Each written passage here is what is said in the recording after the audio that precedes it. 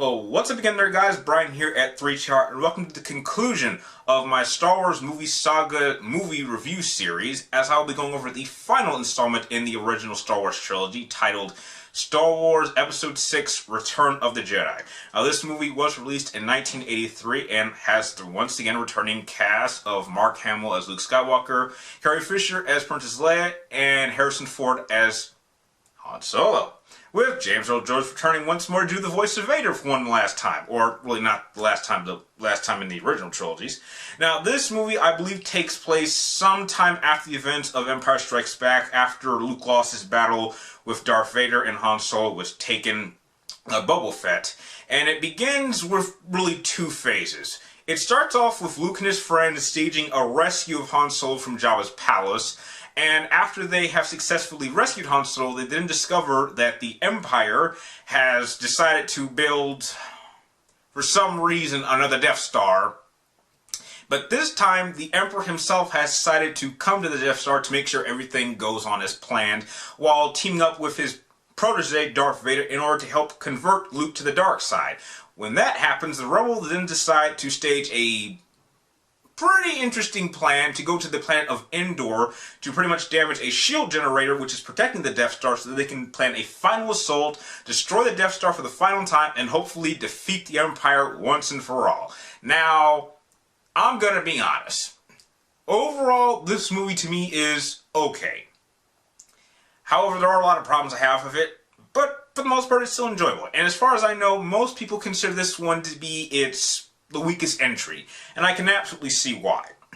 For one, I'm going to go over what I like about this film. I like that the movie's kind of coming to an end. Because at this point, I felt that Return of the Jedi was a little bit too childish. It lost an essence of suspense and darkness that, even though I don't think the Empire Strikes Back had a lot of, whatever was there is completely stripped out this time around. Situations are played out as complete jokes. And although Luke Skywalker has developed himself as becoming close to becoming a Jedi as he's always wanted, I felt that we didn't really see his progression to get to that stage. I don't like how there's really not much explanation within the films explaining his growth as a character. We don't really see a lot of that. I mean, I know what he does between films because I've read the EU, but I'm saying just as films, it doesn't really help. Another thing I also didn't like, I don't like the Han Solo and Princess Leia scenes. I don't like them. Never liked them. Don't like love scenes. I said this in my last review, Empire Strikes Back. Take those scenes out. Star Wars is not needed. However, there's one thing that I hate more than any other Star Wars film. Better than all the political drama in the prequels, more than all the lovey-dovey scenes, even more than Jar Jar Binks. I hate the Ewoks. Oh God, I hate these Ewoks because they completely discredit the Empire. I'm sorry, but when stormtroopers, professional, supposedly professionally trained soldiers wearing body armor, lasers, mechanical weapons cannot defeat these things, the Empire lost all of its pimp points for me. I'm sorry. This not only ruins Return of the Jedi, it ruins the Empire for all three of these films by making the Empire the most incompetent military force in cinema history. Let's go back. You're gonna build a gigantic planet-destroying weapon that's so easy to destroy, and your master plan is you're gonna build it again, and you're not even gonna wait till it's done? Now, if it was me, if I'm going to build the Death Star, number one, I'm going to change its design so that there isn't an exhaust port so they can easily be destroyed. Number two, I'm going to surround it with my entire fleet of Star Destroyers so no one is getting to this damn thing until it's finished. Because I'm not going to do the stupid little ploy where we're gonna trick the rebels into coming in so we can trap them. Because apparently that didn't work. And heck, if you're going to build a shield generator, why not you have, like, multiple military legions down there? I mean, the Empire, or the Emperor himself, said that his best troops were on the planet, and they can't beat some Ewoks? I mean, That's why I hate them so much. I want to take the Empire seriously. I really do. But because of these Ewoks, it pretty much ruined my experience of all three original movies because it took the suspense out. I knew for a fact that the heroes were never in any danger because these guys can't hit the broadside of a damn barn, and that they're never in any danger. So, and heck, how the public has reacted to the Stormtroopers is laughable. They're the bad guys. You're not supposed to treat them like jokes, and when they're treated like jokes, how can you take them seriously? There is absolutely no suspense. That's what I've said multiple times. And when it comes to the Emperor, his master plan doesn't make any sense. I'm going to go on a little bit of a rant real quick, but his master plan, and apparently Vader's master plan, is they want to convert Luke to the dark side. But here's the problem. The other party knows this.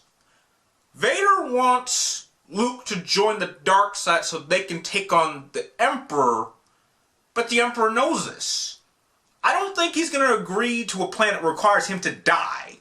And the Emperor wants Luke to join him to kill Vader. Vader knows that. That just makes Vader seem kind of stupid. There's just so many problems with this film as a whole that it just makes it hard to really enjoy it. And as cool as the final battle for the Death Star, which I think is pretty cool. In fact, I'll even go on record and say it's probably my favorite space battle in all of Star Wars history. My problem with Return of the Jedi is that it just doesn't feel like the conclusion was earned. I mean, from this massive situation, everything seems to work out. And it doesn't really make sense to me as a Star Wars fan that Vader did all these terrible things. I mean, trust me, Vader's a badass. I mean, don't get me wrong. He's done some really messed up things, and yet he kills the Emperor in a very pathetic way, which, mind you, the Emperor is supposed to be the most powerful, most dangerous Sith Lord in all of history, and he goes out this way. The villains are terribly handled in the original movies, and it just doesn't seem like anyone is willing to acknowledge this because it's Star Wars, and they're so iconic. I understand that Darth Vader, the Emperor, and the Stormtroopers are iconic, but you have to acknowledge that they're flawed, and no one seems to want to have the courage to come out and say what their problems are. I know how cool Darth Vader is. Trust me, the Darth Vader that I've read about, that I've fallen in love with, would trump this Vader 10 times over. It is so much more dangerous and scary. He is not the muddled, I don't really know if I want to be doing this kind of character who's unsure of what he's doing. This is a character, the Vader I know is dedicated, he knows what he wants, and he has proven that he is the embodiment of fear in the Empire. And I just didn't see that in Return of the Jedi. Now, I understand that he had his moment of redemption and that he somehow became a Force Ghost, which doesn't make any sense because that's something you kind of have to learn from being a lightsaber. And I'm sorry, just killing the Empire, or the Emperor, after doing all these bad stuff for all these decades doesn't cut it for me. And I just felt the ending was a little bit cheap, and it just didn't feel earned. Now, I know it sounds like I'm ranting on this film, but I do, for the most part, think it is an okay movie. It's definitely in the lower best half of the movies, in my opinion. And there's definitely some moments that are very enjoyable. I mean, there's definitely some humor to it, and you know, everything doesn't always have to be too serious. Sometimes you gotta break up the seriousness and have a laugh or two. But I just think that this movie took it to a level I think was just a little bit uncomfortable for me, especially after what we went through with Empire Strikes Back, which is still a very, very great Star Wars movie. If I had to give Return of the Jedi a rating, I'm going to give it a C+, but a slightly higher C+ than I gave, I believe, The Phantom Menace. It's definitely better than that movie, but I just don't like how it all ends, and I just hate how the Ewoks pretty much discredit the Empire as being a real threat. I don't care if they blew up Alderaan, I believe that's the planet, that I don't really care about that too much. And it just kind of ruins the original trilogy for me as a whole. That is really how bad the Ewoks are to me. I don't care how cute and cuddly they are. I would blow those things up with a blaster faster than you can say Tauntaun. Now, with that out of the way, that is the end of my Star Wars movie review series. I hope you guys enjoyed it, and please, I would like to know if you could actually list your favorite to least Star Wars movies with just the prequels and the originals, don't add Episode 7, please share your list with me in the comments down below. And if you like this review series, feel free to like, comment down below, and please subscribe to check me in my future movie and videos. And like always, thank you guys for watching. You're awesome, and may the Force be with you.